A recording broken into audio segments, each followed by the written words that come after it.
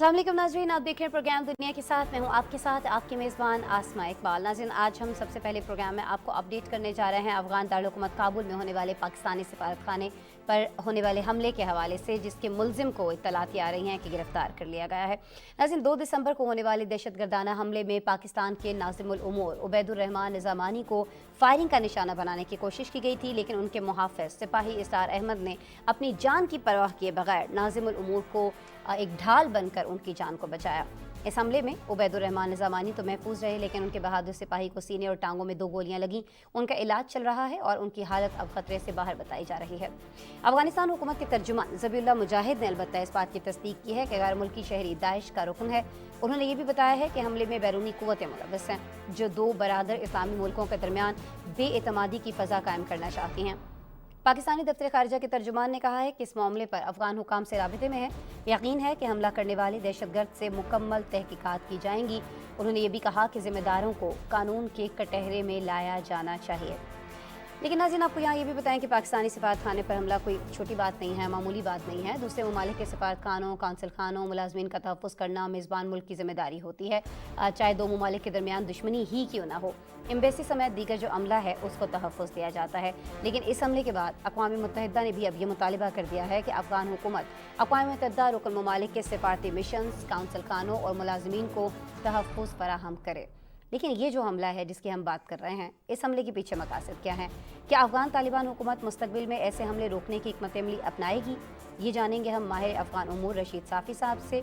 लेकिन पहले जो कुछ इसमें पेशरफ़्त हुई है इस अटैक के दिन से लेकर, यानी 2 दिसंबर से लेकर अब तक, उस पर आपको एक रिपोर्ट दिखा देते हैं, फिर हम रशीद साहब से बात करेंगे इस पर। काबुल में पाकिस्तानी सफारतखाने पर 2 दिसंबर को फायरिंग के वाक़े में मुलव्विस मुलजिम को गिरफ्तार कर लिया गया। अफगान तालिबान हुकूमत के तर्जुमान ज़बीउल्लाह मुजाहिद ने तस्दीक की कि हमले के इल्ज़ाम में गिरफ्तार मुलजिम गैर मुल्की शहरी दाइश का रुकन है। उन्होंने अब तक होने वाली पेशरफ्त से मुताल्लिक बताया कि इस हमले का प्लान दाइश और बागी तंजीम ने मिलकर तैयार किया। हमले के पीछे कुछ साजिशी बैरूनी हल्के कारफरमा हैं। हमले का मकसद 2 बिरादर इस्लामी मुल्कों के दरमियान बदएतमादी की फिजा कायम करना था। तर्जुमान दफ्तर खारजा के मुताबिक काबुल में पाकिस्तानी सफारतखाने के head of mission Ubaidur Rahman Kabul में पाकिस्तानी सफारतखाने पर होने वाले दहशत गर्दाना हमले में महफूज रहे। जुमे के रोज काबुल में पाकिस्तान के head of mission Ubaidur Rahman पर हमला उस वक्त किया गया था जब वो चहलकदमी कर रहे थे, जिन्हें बचाते हुए पाकिस्तानी सिक्योरिटी गार्ड इसरार मोहम्मद शदीद जख्मी हुए। जख्मी जवान को हेलीकॉप्टर के जरिए पेशावर मुंतकिल किया गया है। तर्जमान दफ्तर खारजा ने भी गुज़िश्ता रोज दाइश की जानिब से हमले की जिम्मेदारी कबूल करने की तस्दीक करते हुए आगाह किया था कि इस्लामिक स्टेट खरासान की हमले की जिम्मेदारी कबूल करने के हवाले से रिपोर्ट्स देखी हैं। इन इतलात के हकाइक से मुतालिक पाकिस्तान आज़ादाना तौर पर और अफगान हुकाम के साथ मुशावरत से तस्दीक कर रहा है। दहशतगर्द हमला अफगानिस्तान और खित्ते में अमन व इस्तेहकाम को लाहिक खतरात की एक और याद दहानी है। दहशत गर्दी की इस लानत को शिकस्त देने के लिए हमें अपनी तमाम तर इज्तमाही तवानाइयाँ भरपूर अज़म से बरोकार लाना होगी। तर्जमान ने कहा कि पाकिस्तान दहशत गर्दी से निपटने के अपने अज़म पर साबित कदम है। अक़वाम मुत्तहिदा की सलामती कौंसिल ने काबुल में पाकिस्तानी नाज़िमुल उमूर पर हमले की मज़म्मत की और अफ़गान हुकूमत से अक़वाम मुत्तहिदा की रुकन ममालिक के सफारती मिशंस, कौंसल खानों और मुलाजमीन को तहफ़्फ़ुज़ फराहम करने का मुतालबा किया है। राब्ता आलम इस्लामी के सेक्रेटरी जनरल और चेयरमैन मुस्लिम उलमा कौंसिल शेख डॉक्टर मोहम्मद बिन अब्दुल करीम ने इस बुज़दिलाना हमले की मज़म्मत की है। डॉक्टर मोहम्मद बिन अब्दुल करीम ने राब्ता और तमाम आलम इस्लाम के इस मौक़िफ़ का अयादा किया कि हम तशद्दुद और दहशत गर्दी की तमाम कार्रवाइयों की मज़म्मत करते हैं, चाहे इसकी जो भी सूरत और असबाब हों। डॉक्टर मोहम्मद बिन अब्दुल करीम ने राब्ता आलम इस्लामी, इसके आलमी अकेडमीज, इदारा जाद और कौंसल्स की जानिब से दहशत गर्दी और पाकिस्तान की सलामती और इस्तेहकाम को खतरे में डालने वाली हर चीज़ के मुकाबले में पाकिस्तान और उसकी अवाम के साथ मुकम्मल यकजहती का इजहार किया है। इस सारे मामले पे बात कर लेते हैं जी। रशीद साफ़ी साहब ज्वाइन कर रहे हैं मुझे, माहिर हैं अफ़गान उमूर के, वीडियो लिंक पर हमारे साथ मौजूद हैं। अस्सलाम वालेकुम रशीद साहब। वालेकुम अस्सलाम। रशीद साहब, बहुत शुक्रिया मेरे प्रोग्राम के लिए आप वक्त निकाल रहे हैं। रशीद साहब, पहले तो अब आपके पास क्या इत्तलात आ रही हैं? मैंने तो अभी प्रोग्राम में अपडेट किया है लोगों को कि वो हमला आवर जिसने निशाना बनाया पाकिस्तानी सिफारत खाने को, उसके बारे में इत्तलात है कि उसे अरेस्ट कर लिया गया है, और ये भी दावा किया जा रहा है अफगान तालिबान की जानिब से कि उसका ताल्लुक जो है वो दाइश से है। आपकी इत्तलात क्या कह रही हैं रशीद साहब? जी, इस वक्त जो हमारे पास इत्तलात है वो यही है जिसका आपने अपने प्रोग्राम में इजहार किया, और हमारे पास यकीन करने के अलावा कोई चारा भी नहीं है, क्योंकि अभी अफ़गानिस्तान हुकूमत के तर्जुमान ज़बीउल्लाह मुजाहिद ने भी आज इस बात की तस्दीक की है कि दाइश के मुबैना एक शिद्दत पसंद को गिरफ़्तार कर लिया गया है। ये इत्तलात तो आप जानती है कि उसी वक्त आ गई थी जब हमला हुआ, उसके कुछ ही घंटों बाद अफ़गान हुक्काम ने दावा किया था कि एक मुबैना दहशतगर्द को गिरफ़्तार कर लिया गया है, और इसकी इत्तला भी फौरी तौर पर पाकिस्तान के दफ्तर ख़ारजा और पाकिस्तान की सिक्योरिटी एजेंसीज़ को दी गई थी। लेकिन अभी हमें इस बात पे फ़िलवक्त भरोसा करना पड़ रहा है कि अभी सरकारी सतह पे भी तालिबान ने ये हमला जो है ये कारस्तानी करार दी है दाइश खुरासान ग्रुप की। तो अब तो ये जिस तरह दफ्तर खारजा पाकिस्तान ने वाज़ेह किया है कि जब तक तहकीकात नहीं होंगी और हक़ाइक़ को मंज़र-ए-आम पर नहीं लाया जाएगा, तो तब तक इस बात की तफ्तीश की जाएगी। अफ़गान हुक्काम भी अपने तौर पे कर रहे हैं, और पाकिस्तानी हुक्काम की भी कोशिश है कि असल हक़ाइक़ तक पहुँचा जाए। लेकिन वाक़या बहुत बड़ा है, बहुत ही संगीन है।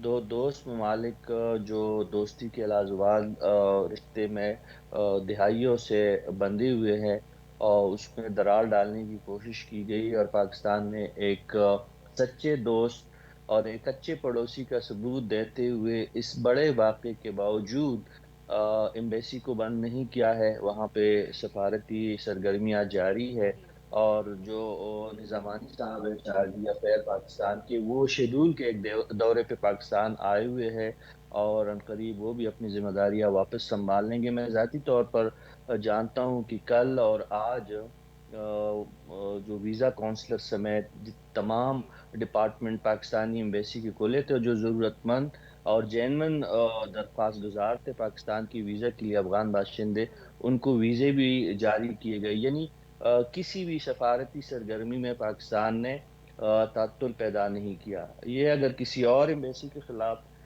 इस किस्म की एग्रेशन दिखाई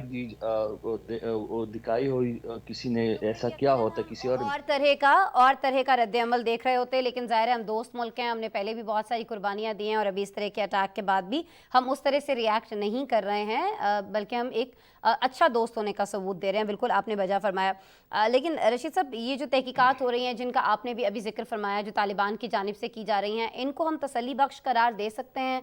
और आपको नहीं लगता है कि दावा कर दिया जाना कि इसका ताल्लुक दाइश से है, ये कोई बहुत अर्ली है? क्योंकि कुछ और ताने बाने भी हैं, कुछ और कुव्वतें भी तो हैं जो अफ़गानिस्तान के अंदर काम कर रही हैं, अफ़गानिस्तान की सरजमीन को इस्तेमाल कर रही हैं पाकिस्तान के ख़िलाफ़।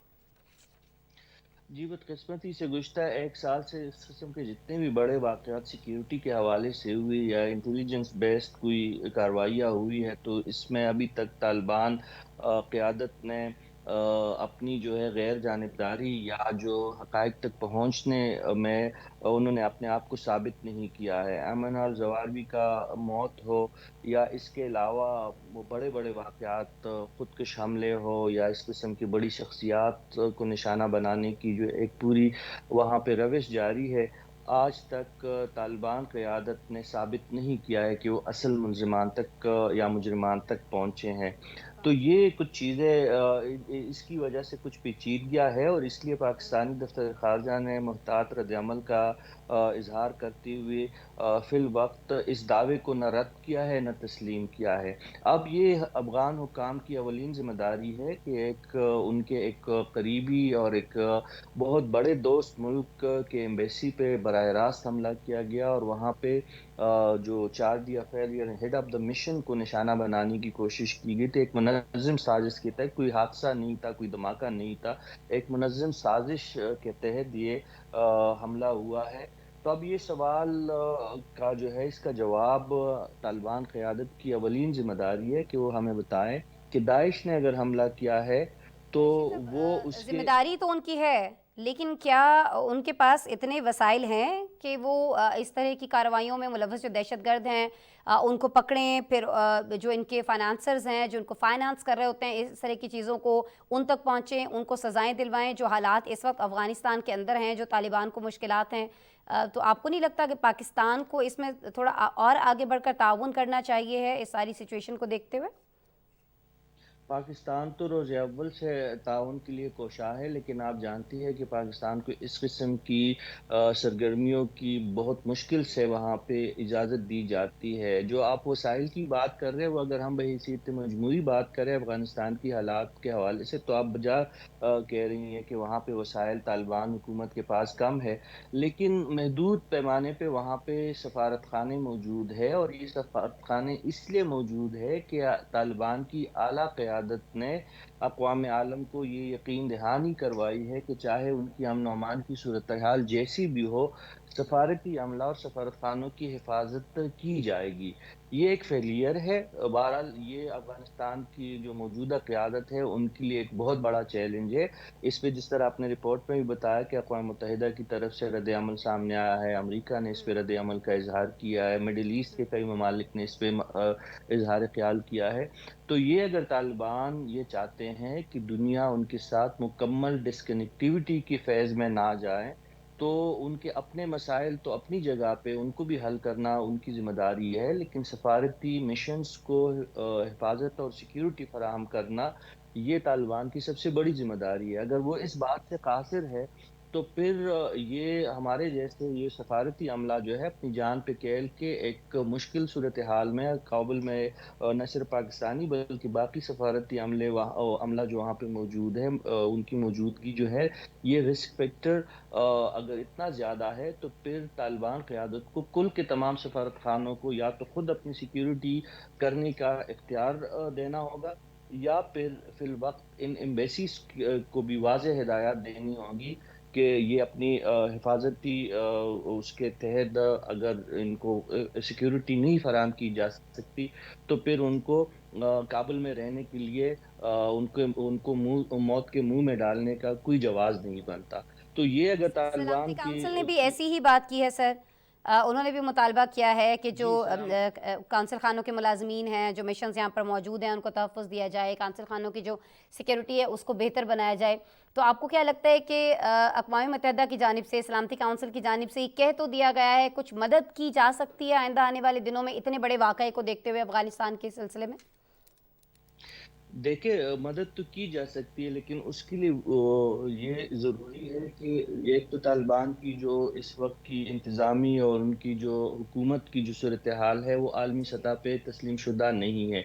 उसमें बहुत ज़्यादा रुकावटें हैं। ये जो मिशन वहाँ पे मौजूद है, इन्होंने अपनी मददात के तहत बहुत सारे काम किए हैं, और आपने देखा है कि अगर पाकिस्तानी जो चार्डी अफेयर थे, उनके पास ये बहादुर सिक्योरिटी गार्ड ना होते, वैसे बचाने वाला तो अल्लाह ही होता है, लेकिन इंसान जितना कुछ कर सकते हैं एक इंसानी सोच के तहत, तो दहशतगर्द तो अपना काम कर चुके थे, वह एम्बेसी के करीब गेट पे पहुंच चुके थे, उन्होंने मनसूबाबंदी भी बहुत तरीके से की थी, लेकिन ये तो एक सिक्योरिटी गार्ड की इंतहाई बहादुरी की वजह से ये हादसा मुकम्मल उनकी जो एक ख्वाहिश थी वो पूरी नहीं हुई दहशतगर्दों की। लेकिन ये ऐसा बार-बार नहीं होगा, खुदा न ख़ास्ता अगर तालिबान ने इस हवाले से हंगामी बुनियादों पे इक़दामात नहीं किए, तो जो थोड़े बहुत सफ़ारती ताल्लुकात कायम हैं तालिबान की हुकूमत से, उनका भी ख़ात्मा हो जाएगा। और रशीद साहब क्या इक़दामात हो सकते हैं? बैठ कर क्या बात की जा सकती है इन मुतहारिब ग्रुपों से जो अफ़गानिस्तान के अंदर इस तरह की सरगर्मियों में मुलव्वस हैं? चलें, तहकीकात मज़ीद होगी तो और बातें भी सामने आएंगी, लेकिन अगर अभी दाइश पर इल्ज़ाम लगाया जा रहा है अफ़गान तालिबान की जानिब से, तो क्या उनसे कोई मुज़ाकरात किए जाने चाहिए? क्योंकि जो आपस में इनकी लड़ाई जारी है उसका तो कोई नतीजा निकलता दिखाई नहीं दे रहा रशीद साहब अभी तक। ये देखिए, ये वाक़या जिन हालात में रूनुमा हुआ है उसको समझने की बहुत अशद ज़रूरत है। आप जानती हैं कि हिना रबानी साहिबा जी जी। कुछ ही दिन पहले काबुल का लास्ट दौरा वीक। करके आई थी, और हम आप ही के प्रोग्राम में डिस्कस कर चुके थे कि पाकिस्तानी वक़्त ने अफ़गान क़यादत से यही दरख्वास्त की थी, सिक्योरिटी के अंदरूनी और बैरूनी मसाइल जो है نہ صرف افغانستان کو بلکہ پاکستان پہ بھی جو اثرات پڑ رہے تھے اس حوالے سے بہت ہی تفصیل سے بات کی گئی تھی. لیکن ہماری کچھ ایسی اطلاعات ہے کہ طالبان قیادت بہت ساری چیزوں سے انکاری رہی، اور انہوں نے اس بات کو پہ زور دیا کہ جب سے انہوں نے اقتدار سنبھالا ہے تو انہوں نے سیکیورٹی کی پوزیشن بہت بہتر کر دی ہے. اب یہ واقعہ رونما ہوا ہے تو اس سے یہ بات ثابت ہوتا ہے کہ اگر داعش اتنی منظم تنظیم ہے جو طالبان کسی صورت تسلیم کرنے کے لیے تیار ہی نہیں ہے، تیار وہ نہیں ان ہے. کا تو یہی کہنا ہے کہ داعش تنظیم کی صورت میں افغانستان میں موجود نہیں ہے، تو پھر ہاں، کس طرح ایک انڈیویجول اٹھ کے آتا ہے کابل کے ایک محفوظ ترین اور علاقے اتنی بڑی جس کارروائی طرح ہم کرتا کہہ ہے. سکتے ہیں جو اسلام آباد کا ریڈ زون کے مترادف ایک ایریا ہے، وہاں پہ بیٹھ کے 2-3 فلور پہ قبضہ کر کے وہاں پہ آئی ہوں. ڈیز بچا کے اور پاکستان کے ایک محفوظ سفارت خانے میں موجود ایک سفیر کو نشانہ بنانے میں کامیاب ہوتے ہیں.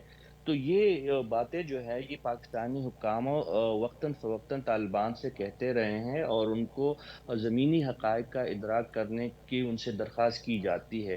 لیکن چونکہ طالبان کے اپنے مسائل ہیں وہ اس جانب زیادہ توجہ نہیں دیتے، اور آپ جانتی ہیں کہ انفنٹریشن میں بہت اضافہ ہوا ہے، دراندازی افغانستان کی سرحدی پٹی میں پاکستان کی جانب بہت زیادہ ہوئی ہے. پاکستان بار بار یہی گزارش ہے کرتا رہا ہے افغان قیادت سے کہ پاکستان کی سلامتی کو ملوز خاطر رکھتے ہوئے وہاں پہ جو متقارب گروپ ہیں، ٹی ٹی پی ہے، داعش ہے، جو جن سے پاکستان کی سلامتی کو خدشات ہے، اس کا کلا کرما کیا جائے، یا کم از کم پاکستان کو ایسا راستہ فراہم کیا جائے جو پاکستان اپنی سیکیورٹی کو منظم کر سکے اور اس کو مضبوط بنا سکے. آپ جانتی کہ آج بھی وزیرستان میں دہشت گردوں کے ایک بہت بڑے کارروائیوں کو افواج پاکستان نے ناکام بنایا ہے. ناکام 5 سے بنایا 6 بالکل. دہشت گردوں کے مارا گیا ہے، اس میں آج بھی افواج پاکستان کی شہادت ہوئی ہے.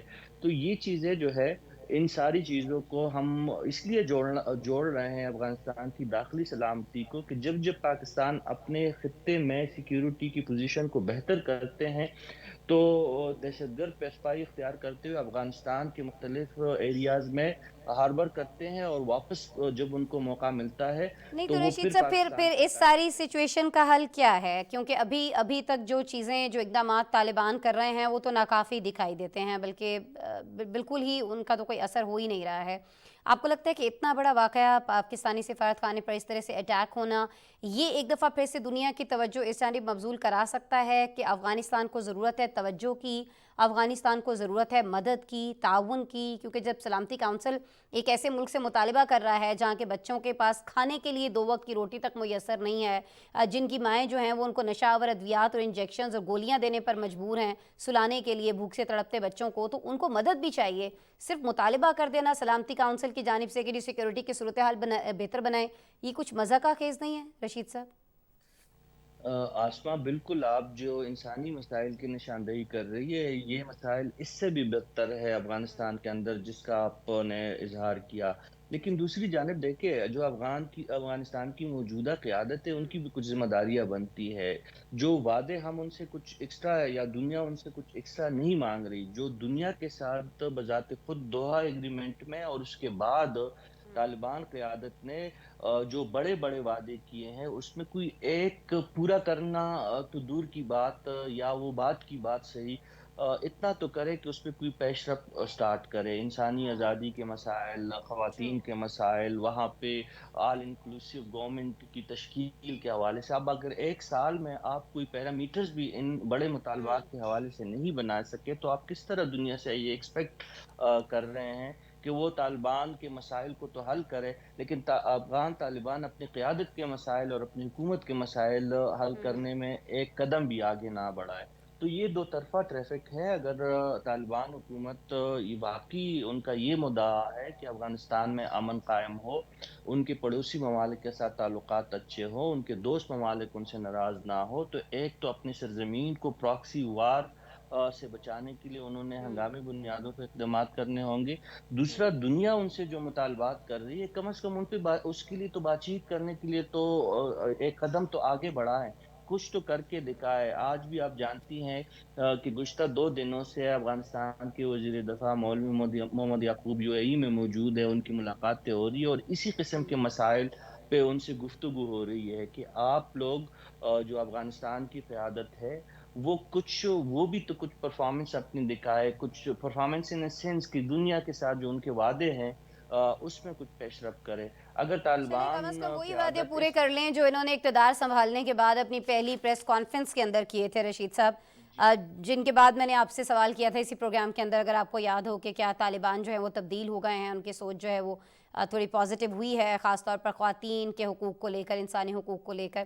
بہرحال مایوسی ہے اس جانب سے بھی، لیکن بہت شکریہ رشید صافی صاحب، آپ میرے پروگرام کے لیے وقت نکال رہے تھے. ماہر ہیں آپ افغان امور کے اور افغانستان کے ہی معاملات پر ہم سے بات بھی فرما رہے تھے. اب جی آگے بڑھ جانا ہے. اکتوبر میں اسی پروگرام کے اندر ہم نے آپ کو ایک انتہائی اہم خبر سے آگاہ کیا تھا، اور یہ خبر وہ تھی جس پر امریکہ نے بڑی ناراضگی کا اظہار کیا تھا. خبر یہ تھی کہ پیٹرول برآمد کرنے والے جو ممالک کی عالمی تنظیم ہے اوپیک پلس، اس نے ایک ماہ کے لیے تیل کی یومیہ پیداوار میں 20 لاکھ کمی کا فیصلہ کیا تھا. لیکن ناظرین، اس تنظیم کا 34واں اجلاس ہوا جس میں رکن ممالک نے 2023 کے آخر تک اس فیصلے میں توسیع کرنے کا اعلان کر دیا ہے. ایک بہت بڑا فیصلہ ہے اور ایک ایسے وقت میں سامنے آیا ہے جب 2 دن پہلے ہی G7 ممالک کی جانب سے روسی تیل کی قیمتوں کی حد مقرر کرنے پر اتفاق کیا گیا ہے. ناظرین، یورپی یونین پہلے ہی روس سے آنے والے تیل کی قیمتوں پر حد لگا چکی ہے، اور اس کے بعد اب G7 ممالک اور آسٹریلیا نے بھی روسی تیل کی قیمتیں $60 فی بیرل تک محدود رکھنے پر اتفاق کیا ہے. عالمی میڈیا یہ بات کر رہا ہے کہ دنیا کی اہم شپنگ اور انشورنس کمپنیاں G7 ممالک میں قائم ہیں، جو کہ ماسکو کے لیے اپنا تیل زیادہ قیمت پر فروخت کرنا مشکل بنا سکتی ہیں. روس نے مغربی ممالک کے اس فیصلے کو مسترد کر دیا اور کہا کہ تیل کی قیمت محدود کرنے کے مغربی ممالک کے اقدامات کو قبول نہیں کیا جائے گا، چاہے اسے پیداوار میں کمی ہی کیوں نہ کرنی پڑے. لیکن ناظرین، کیا اوپیک پلس کا اٹھایا گیا اقدام G7 ممالک کے فیصلے کا رد عمل ہے، اور کیا اس فیصلے کا اثر تیل کی عالمی قیمتوں پر پڑنے والا ہے؟ اس پر پہلے آپ کو ایک رپورٹ دکھاتے ہیں، پھر میرے ساتھ گیسٹ موجود ہوں گے بیرسٹر صفی اللہ غواری صاحب، ان سے ان کا تجزیہ جانیں گے. اوپیک پلس کے وزراء کے 34ویں اجلاس میں روس سمیت تنظیم کے رکن ممالک نے اکتوبر میں تیل کی یومیہ 20 لاکھ بیرل کمی کے فیصلے پر سن 2023 کے آخر تک عمل درآمد کرنے پر اتفاق کیا ہے. ویڈیو لنک پر ہونے والے اس اجلاس کی صدارت سعودی وزیر توانائی شہزادہ عبدالعزیز بن سلمان نے کی. عرب میڈیا کے مطابق اجلاس کے شرکاء نے اس یقین کا اظہار کیا کہ پیٹرول کی پیداوار میں کمی کا فیصلہ عالمی تیل منڈی میں استحکام کے لیے ضروری اور صحیح اقدام ہے. اوپیک پلس نے اس عزم کا اظہار کیا کہ منڈی کے استحکام کی خاطر پیشگی اقدامات کے لیے کسی بھی وقت اجلاس کیا جا سکتا ہے، اور منڈی میں رونما ہونے والی ہر طرح کی تبدیلیوں سے نمٹنے اور تیل منڈی میں توازن و استحکام کی خاطر جب بھی ضرورت پڑے گی مزید فوری اقدامات کیے جائیں گے. جبکہ ادارے نے اٹھائے گئے اقدامات کے حوالے سے یہ دلیل پیش کی ہے کہ کمزور معاشی آؤٹ لک کی وجہ سے پیداوار میں کمی کی ہے. اوپیک پلس نے تیل پیداوار میں نگرانی کے حوالے سے مشترکہ وزارتی کمیٹی کا اجلاس بھی اب ہر 2 ماہ بعد منعقد کرنے کا فیصلہ کیا، جو کہ پہلے ہر ماہ ہوتا تھا. کمیٹی کو مزید اجلاس منعقد کرنے کا اختیار بھی دے دیا گیا ہے. عرب میڈیا کے مطابق اوپیک پلس تنظیم نے 5 اکتوبر سن 2022 کو اپنے 33ویں اجلاس میں تیل مارکیٹ کے حالات کو مد نظر رکھتے ہوئے یومیہ 20 لاکھ بیرل پیٹرول کم نکالنے کا فیصلہ کیا تھا، جو کہ 1 ماہ کے لیے تھا. عالمی میڈیا کے مطابق پیداوار میں کمی کرنے کا نیا فیصلہ ایک ایسے وقت سامنے آیا ہے جب 2 دن قبل ہی G7 کے ممالک کی جانب سے روسی تیل کی قیمتوں کی حد مقرر کرنے پر اتفاق کیا گیا تھا. یورپی یونین کے بعد G7 ممالک اور آسٹریلیا نے یوکرین جنگ میں روس کو جارحیت سے روکنے کے لیے اس کے تیل کی قیمت زیادہ سے زیادہ $60 فی بیرل تک محدود کر دی تھی تاکہ روس کو زیادہ منافع نہ ہو. یہ اقدام یورپی یونین کو روسی خام تیل کی سمندری ترسیل کو روک دے گا، جو روس سے یورپی بلاک کی تیل کی درآمدات کا 2/3 حصہ ہے اور ماسکو کو اربوں یورو سے محروم کرنے کی کوشش ہے. دوسری جانب روس نے یورپی یونین اور G7 ممالک کی جانب سے روسی تیل کی زیادہ سے زیادہ قیمت فی بیرل $60 مقرر کرنے کو مسترد کیا ہے. عالمی خبر رساں ادارے کے مطابق صدر ولادیمیر پوٹن نے مغربی ممالک کی جانب سے روسی تیل کی زیادہ سے زیادہ قیمت کی حد مقرر کرنے پر سخت اقدامات پر غور کرنا شروع کر دیا ہے. روسی وزارت خارجہ کی جانب سے جاری بیان میں کہا گیا ہے کہ تیل کی قیمت محدود کرنے کے مغربی ممالک کے اقدامات کو قبول نہیں کریں گے، اور ایسا کرنے والے ممالک کو تیل کی سپلائی مکمل طور پر بند کر دیں گے. بالکل جی، اسی سارے معاملے پہ بات کرتے ہیں. بیرسٹر صفی اللہ غاری صاحب مجھے جوائن کر رہے ہیں، سینئر تجزیہ کار ہیں، ویڈیو لنک پر ہیں، ان سے بات کرتے ہیں. السلام علیکم بیرسٹر صاحب. جی وعلیکم السلام. بیرسٹر صاحب بہت شکریہ میرے شو کے لیے وقت نکال رہے ہیں آپ. بیرسٹر صاحب ذرا یہ فرمائیے گا کہ ابھی اکتوبر میں ہم نے دیکھا کہ یومیہ پیداوار میں کمی کی جائے گی، یہ فیصلہ کیا گیا تھا، لیکن یہ کیا وجہ ہے کہ ایک سال کے لیے اب اس فیصلے کی توسیع کر دی گئی ہے؟ حالانکہ ہم جانتے ہیں کہ اس پر بہت سارے ممالک کا ریاکشن بھی سامنے آیا تھا، اور عموماً ایسا ہوتا نہیں ہے کہ اتنے بڑے بڑے جو فیصلے ہیں وہ ایک سال کے لیے پہلے سے طے کر کے رکھ لیے جائیں. تو کیا محرکات ہیں، کیا وجہ ہے اس فیصلے کے پیچھے؟ ہاں جی، یہ اس کے میرے خیال میں اس وقت ملٹیپل ریزنز ہیں جو، اور خاص طور کے اوپر جو ایک سب سے اہم جو کہ مسئلہ ہم دیکھ رہے ہیں وہ اس وقت صدر بائیڈن اور محمد بن سلمان جو کہ سعودی عربیہ کے کراؤن پرنس ہیں، ان کے درمیان میں ایک پرسنل چپکلش ہے. اس پرسنل چپکلش کی وجہ سے ہم یہ دیکھ رہے ہیں کہ سعودی اسٹیٹ میڈیا جو ہے وہ بھی بہت اینٹائی یو ایس ریٹرک کر رہا ہے، اور اس کے علاوہ امریکہ کے اندر بھی بہت زیادہ اینٹائی سعودی سینٹیمنٹ بڑھنا شروع ہو گیا ہے، کیونکہ سعودی عربیہ اس وقت اوپیک کا ایک اہم ترین ملک ہے. تو سعودی عربیہ ایک طریقے سے اس وقت امریکہ کے ساتھ متنازع ہو رہا ہے، اور وہ بار بار کیونکہ ایک مسئلے میں پڑتا جا رہا ہے. تو اس وجہ سے سب سے پہلی بات تو یہ ہے کہ سعودی عربیہ جو یہ پورا رد عمل ہے، یہ ہے اس لیے کیونکہ وہ ثابت کرنا چاہتا ہے کہ وہ اپنی انڈیپینڈنٹ فورن پالیسی بنا سکتا ہے. اور دوسری جو سب سے اہم وجہ ہے جو کہ آپ کے ابھی تھوڑی دیر پہلے اس تجزیے میں بھی آئی تھی، وہ یہی ہے کہ اس سے سب سے زیادہ فائدہ عرب ممالک کو ہو رہا ہے. عرب ممالک میں جو آئل کی ایکسٹریکشن کاسٹ ہے وہ ہے $22 پر بیرل. یہی ایکسٹریکشن کاسٹ آپ کو نظر آتی ہے رشیا میں $46 پر بیرل. یعنی کہ اگر $60 پر بیرل کے اوپر لمٹ کر دیا گیا تو رشیا تقریباً ہی بریک ایون کرتا ہے، یا شاید ہو سکتا ہے لاس میں بھی جائے اگر وہ تیل بیچنے نکلے، جبکہ اس پروڈکشن کے اوپر، اس کاسٹ کے اوپر سعودی عربیہ کو پھر بھی فائدہ ہے.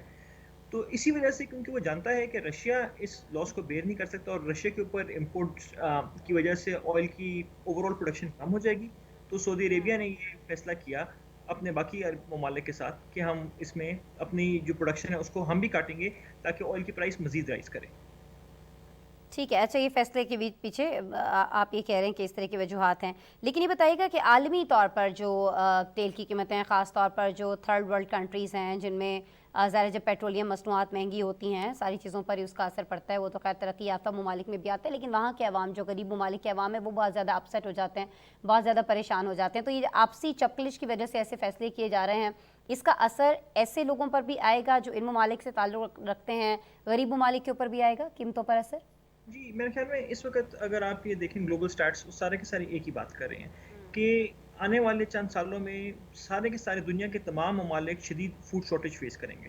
وہ اس لیے کیونکہ تیل کا سب سے زیادہ استعمال، تیل گیس دونوں کا استعمال کافی حد تک فرٹیلائزر کی پروڈکشن میں بھی ہوتا ہے، کیونکہ ابھی تیل اور گیس دونوں اس وقت مہنگے ہو گئے ہیں. یورپ کے اندر یورپ کی جو فرٹیلائزر پروڈکشن ہے وہ 70% گر گئی ہے، اور اس سے جو ایگریکلچرل پروڈکشن ہے وہ 50% گر گئی ہے.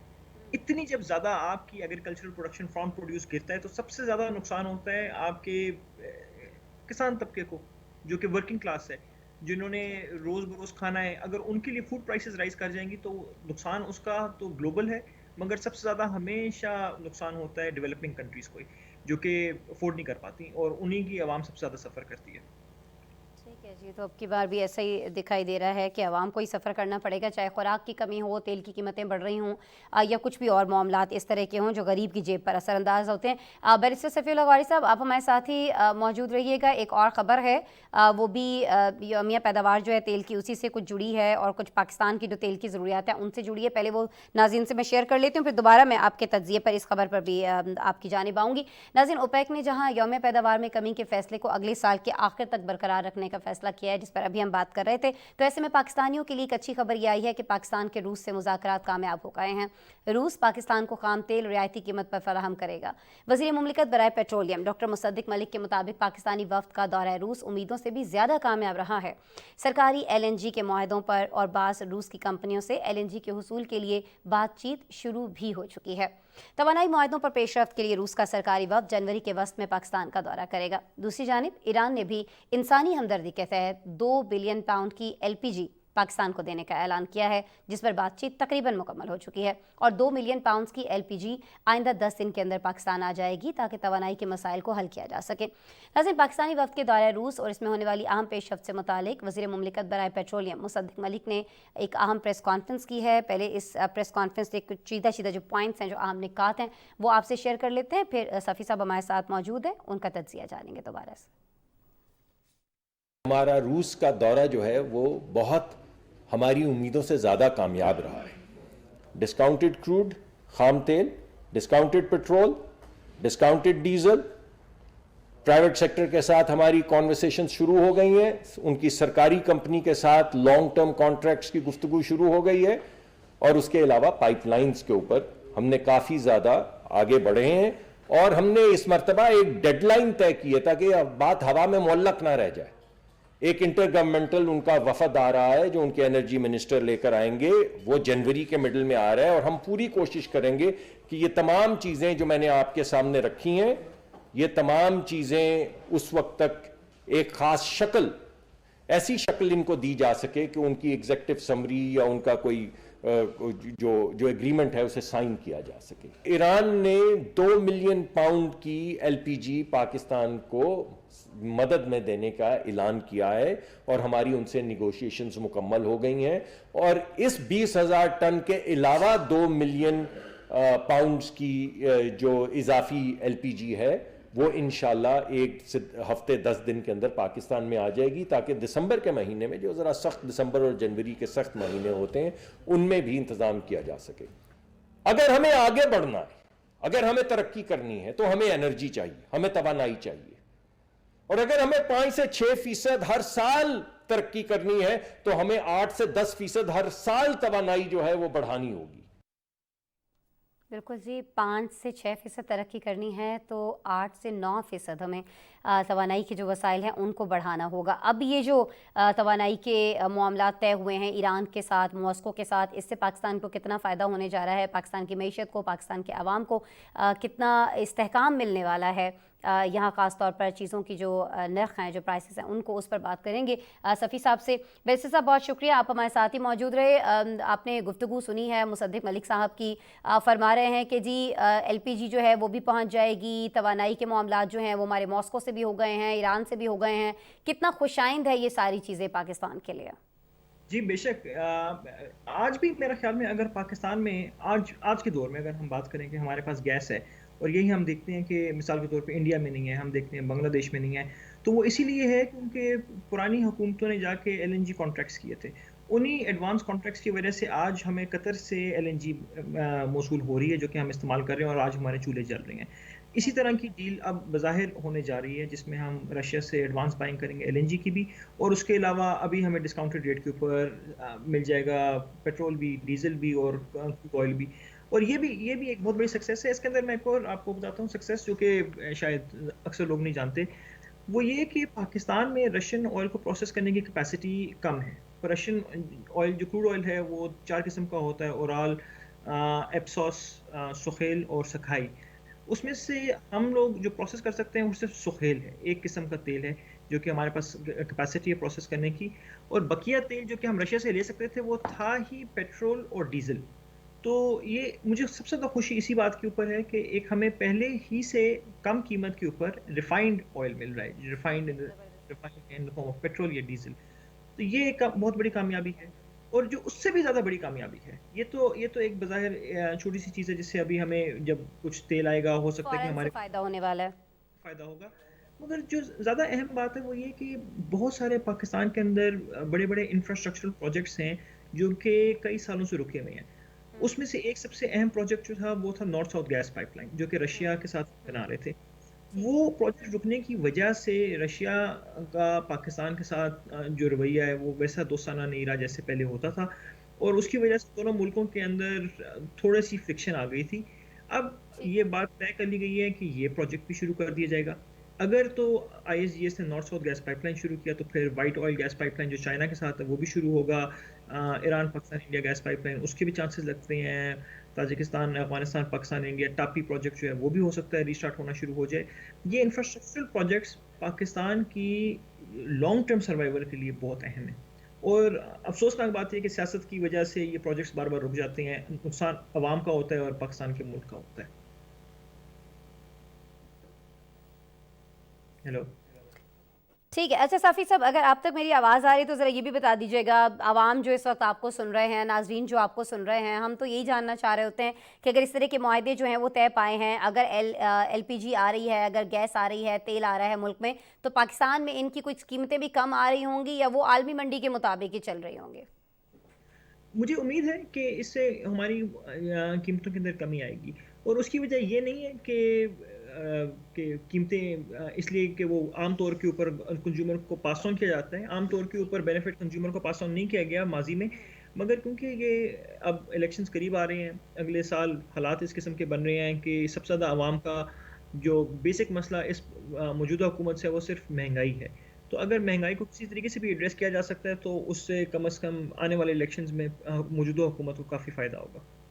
ٹھیک ہے. اچھا کچھ ہم اپنے پروڈکشن جو یونٹس ہیں ان کی بھی بات کر لیتے ہیں، اپنے کارخانوں کی بات کر لیتے ہیں، جن کو ایک بہت زیادہ گلہ رہتا ہے کہ گھروں کو چونکہ گیس فراہم کی جاتی ہے، اور ہم دیکھتے ہیں کہ بہت سارے ممالک میں ایسا نہیں ہے کہ گھروں میں اس طرح سے جیسے ہم اپنا چولہا جا کر جلاتے ہیں اور گیس اس طرح سے ضائع کرتے ہیں. ظاہر ہے کروڑوں سال لگ جاتے ہیں، لاکھوں سال لگ جاتے ہیں اس طرح کی جو معدنیات آپ کے پاس موجود ہوتی ہیں ان کے بننے میں، اور ان کو اس طرح سے ضائع کر دینا کچھ عقل مندی ہے بھی نہیں. لیکن بہرحال ہماری حکومت ہمیں فراہم کر رہی ہے یہ سہولت اور ہم اس سے بھرپور فائدہ اٹھا رہے ہیں، کہیں نہ کہیں ناجائز فائدہ بھی اٹھا رہے ہیں، لیکن اس کا جو اثر ہے وہ ہماری انڈسٹری پر آتا ہے، ہمارے کارخانوں پر آتا ہے. تو کارخانوں کے جو مالکان ہیں ان کی بڑی ایک مطالبہ رہتا ہے کہ گھروں کو آپ گیس بند کر دیں اور انڈسٹری کو گیس دی جائے. تو اس سے آپ کو لگتا ہے کہ جب یہ گیس ہم حاصل کر رہے ہوں گے، تیل ہم حاصل کر رہے ہوں گے، ایل پی جی آ رہی ہوگی، تو اس سے کہیں نہ کہیں کارخانوں کو فائدہ پہنچے گا، انڈسٹری کو فائدہ پہنچے گا؟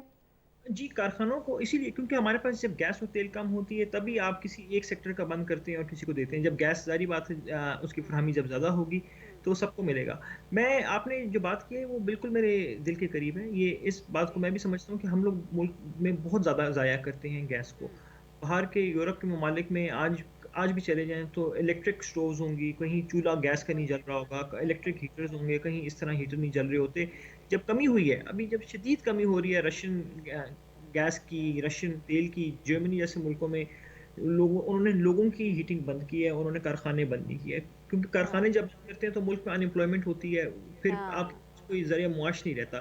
یہاں پہ روزگار نہیں ہے، آپ کے پاس روزی روٹی نہیں ہے، تو آپ نے روٹی پکانی کس کے اوپر ہے؟ آپ کے پاس گیس ہے بھی تو آپ کے پاس روٹی کے لیے آٹا نہیں ہے تو آپ کیا کریں گے؟ مزدور کی مزدوری چلی گئی ہے تو وہ لائے گا کیا اور پکائے گا کیا؟ تو ظاہر ہے انڈسٹری کو بھی گیس فراہم کی جانی چاہیے. میں بالکل یہ نہیں کہہ رہی کہ گھروں کو گیس کی فراہمی بند کر دی جائے، لیکن انڈسٹری کو تو دینا. جی بالکل. اور مگر اس میں بھی میرے خیال میں دیکھنے کی بات یہ ہے کہ ہم نے کس قسم کی انڈسٹریز کو دیا ہے. پاکستان میں بہت زیادہ گیس کا استعمال ہوا ہے بجلی پروڈیوس کرنے کے لیے. پاکستان میں ایک اور بہت بڑی پوری انڈسٹری کھل گئی سی این جی کی کٹوں کی، کیونکہ گیس کی فراہمی اتنی زیادہ تھی تو لوگوں نے سوچا کہ چلو گیس جنریٹرز لگا لیتے ہیں، اسے بجلی، لوگوں نے گھروں میں گیس کے جنریٹر لگائے ہوئے تھے، لوگ گاڑیاں چلا رہے تھے گیس کے اوپر. میرے خیال میں ان تمام چیزوں سے لوگوں کا فوکس ہٹے گا. پاکستان ایک ایگریکلچر کنٹری ہے. سب سے زیادہ پاکستان کو جو اس وقت ضرورت ہے وہ ہے فرٹیلائزر کی. ہماری فرٹیلائزر انڈسٹری کو اگر سٹارٹ کیا جائے گا تو پاکستان میں بھی خوراک کی اسی طرح کی کمی ہوگی جس طرح آج ہم یورپ میں دیکھ رہے ہیں. کسان کو ہم فائدہ دے رہے ہوں گے تو ویسے بھی زراعت جو ہے وہ تو ہماری معیشت کی اگر بات کی جائے تو اس کی ریڑھ کی ہڈی تصور کی جاتی ہے، تو ہمیں کسان کو بھی زیادہ فائدہ دینا ہے. انڈسٹری کا تو نو ڈاؤٹ ہمیں سوچنا ہے تاکہ بے روزگاری میں کمی آ سکے.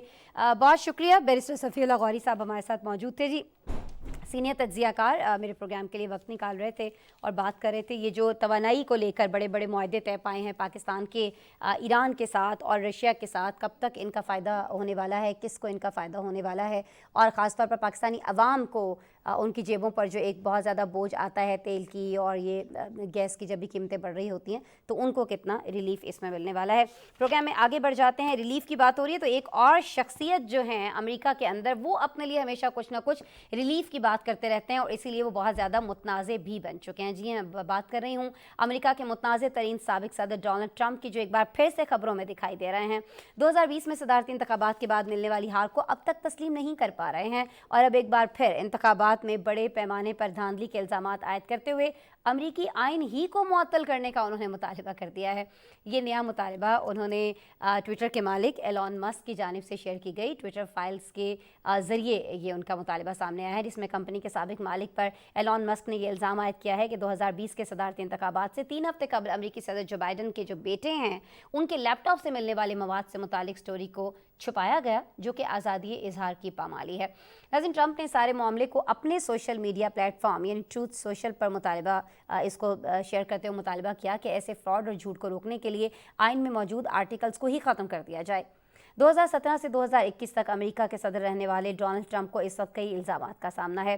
کیپٹل ہل پر اپنے سپورٹرز کو حملے پر اکسانے سمیت اہم ترین دستاویزات قبضے میں رکھنے کے کیسز بھی ان کے اوپر چل رہے ہیں، لیکن سارے معاملات کے باوجود چند دن قبل ہی ڈونلڈ ٹرمپ نے 2024 میں دوبارہ صدر کے انتخاب میں امیدوار بننے کا اعلان بھی کر دیا تھا۔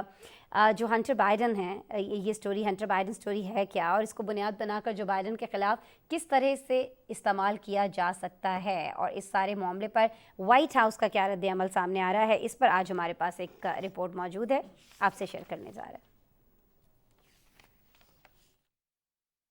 امریکہ کے سابق صدر ڈونلڈ ٹرمپ نے ایک بار پھر 2020 کے صدارتی انتخابات میں بڑے پیمانے پر دھاندلی کے الزامات عائد کرتے ہوئے آئین کو ہی ختم کرنے کا مطالبہ کر دیا ہے۔ ان کا نیا بیان معروف سوشل میڈیا اپلیکیشن ٹویٹر کے بانی ایلون مسک کی جانب سے چند روز قبل ٹویٹر فائلز کے نام سے کچھ دستاویزات شیئر کرنے کے بعد سامنے آیا ہے۔ ایلون مسک کی ٹیم کی جانب سے گزشتہ انتظامیہ کے متنازع فیصلوں کے حوالے سے فراہم کی گئی دستاویزات میں 2020 کے صدارتی انتخابات سے 3 ہفتے قبل ہنٹر بائیڈن کے لیپ ٹاپ سے ملنے والے مواد سے متعلق نیو یارک ٹائمز کے آرٹیکل کی محدود رسائی سے متعلق بتایا گیا تھا۔ رپورٹس کے مطابق ٹویٹ ہنٹر بائیڈن کو دبانے کے لیے امریکی صدر جو بائیڈن کی جانب سے کی گئی ای میلز بھی کی گئیں تاکہ انتخابات کے نتائج اثر انداز نہ ہوں۔ ڈونلڈ ٹرمپ نے ٹویٹر فائلز میں ہونے والی غلطیوں کے اعتراف کے بعد اپنے social media platform Truth Social پر جاری کیے گئے پیغام میں لکھا کہ اس طرح کا بڑا فراڈ اجازت دیتا ہے کہ آئین میں پائے جانے والے قواعد و ضوابط اور آرٹیکلز کو ختم کر دیا جائے۔ سابق امریکی صدر نے یہ الزام بھی عائد کیا کہ بڑی ٹیکنالوجی فرم بھی امریکی صدر جو بائیڈن کی پارٹی ڈیموکریٹکس کے ساتھ مل کر کام کر رہی ہے۔ ڈونلڈ ٹرمپ کے متنازع بیان کے بعد وائٹ ہاؤس کا بھی رد عمل سامنے آیا ہے۔ وائٹ ہاؤس کے ترجمان کا کہنا ہے کہ آپ صرف جیت کر ہی امریکہ سے محبت کا اظہار نہیں کر سکتے۔ آئین ایک مقدس دستاویز ہے اور ہم سب اس کے پاسداری کی قسمیں کھاتے ہیں۔ ڈونلڈ ٹرمپ کے آئین پر حملے کی جتنی مذمت کی جائے کم ہے۔ سابق امریکی صدر ڈونلڈ ٹرمپ نے اپنے متنازع بیانات کی وجہ سے مشہور ہے۔ 2017 سے 2021 تک امریکہ کے صدر رہنے والے ٹرمپ صدارتی انتخابات میں جو بائیڈن سے ہارے تو انہوں نے بڑے پیمانے پر دھاندلی کے الزامات لگاتے ہوئے اپنے حامیوں کو کیپٹل ہل پر حملے کے لیے اکسایا تھا۔ اس معاملے پر ٹرمپ پر عدالتی کارروائی چل رہی ہے تو وہیں اہم ترین امریکی دستاویزات کو قبضے میں رکھنے کے الزامات پر بھی تفتیش جاری ہے، لیکن یہ سب معاملات بھی ڈونلڈ ٹرمپ کو 2024 کے صدارتی انتخابات میں حصہ لینے سے نہیں روک پا رہے، اور چند دن قبل ہی سابق صدر نے اعلان کیا کہ وہ اگلی الیکشن میں دوبارہ امیدوار کی حیثیت میں نظر آئیں گے۔ اب دیکھنا یہ ہے کہ امریکی عدلیہ کیا ٹرمپ کو دوبارہ انتخابات کے لیے اہل قرار دیتی ہیں یا پھر ڈونلڈ ٹرمپ کا دوبارہ صدر بننے کا خواب صرف خواب ہی رہتا ہے۔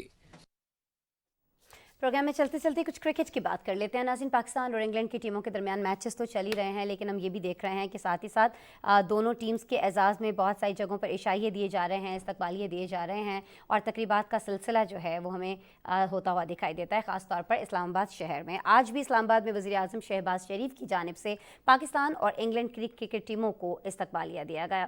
ناظرین، وزیر اعظم ہاؤس میں یہ تقریب ہوئی اور اس تقریب میں وفاقی وزراء، سفارتکاروں، چیئرمین پی سی بی سمیت دونوں ٹیمز کے کرکٹرز بھی موجود تھے۔ ظاہر ہے انہی کے اعزاز میں یہ تقریب تھی۔ اس موقع پر اپنے خطاب میں وزیر اعظم نے کہا کہ انگلینڈ کو میچ جیتنے کی مبارک ہو، لیکن دوسرے ٹیسٹ میں پاکستان ضرور کم بیک کرے گا۔ وزیر اعظم شہباز شریف نے پاکستانی فورسز اور عوام کی دہشت گردی کے خلاف قربانیوں کو سراہا اور بتایا کہ ان قربانیوں کی وجہ سے آج پاکستان میں امن قائم ہوا ہے۔ فاتح ٹیم کے کپتان بین سٹوکس کے سیلاب متاثرین کی امداد کے لیے آگے آنے پر انہیں شکریہ بھی ادا کیا۔ وزیر اعظم کی جانب سے دی گئی تقریب میں مزید کیا کچھ ہوا، وزیر اعظم کا مزید کیا کہنا تھا، خاص طور پر پاکستانیوں کی امن کی راہ میں دی جانے والی قربانیوں کے حوالے سے آپ کو رپورٹ میں دکھائیں گے۔ वज़ीर-ए-आज़म हाउस में दिए जाने वाले इस्तकबालिये में दोनों मुल्कों की क्रिकेट टीमों के खिलाड़ियों समेत हुकाम ने भी शिरकत की। वज़ीर-ए-आज़म मोहम्मद शहबाज शरीफ ने इंग्लैंड क्रिकेट टीम का खैर मकदम करते हुए कहा कि एक लंबे अरसे बाद इंग्लिश टीम की पाकिस्तान वापसी एक तारीखी इकदाम है। उन्होंने कहा कि क्रिकेट हमेशा दोस्ताना ताल्लुकात के फ़रोग में अहम किरदार अदा करती है। Pakistan enjoys a wonderful relation with Britain, and cricket is one of the factors. And Britain has always supported the people of Pakistan's cause, democracy, and supported Pakistan's well-being, brought investments through DFID in education and health. And I think this is one common area of passion between Britain and Pakistan, and that is cricket. I think your visit would go a long way in building bridges, and I wish you a very comfortable stay and happy moments in Pakistan.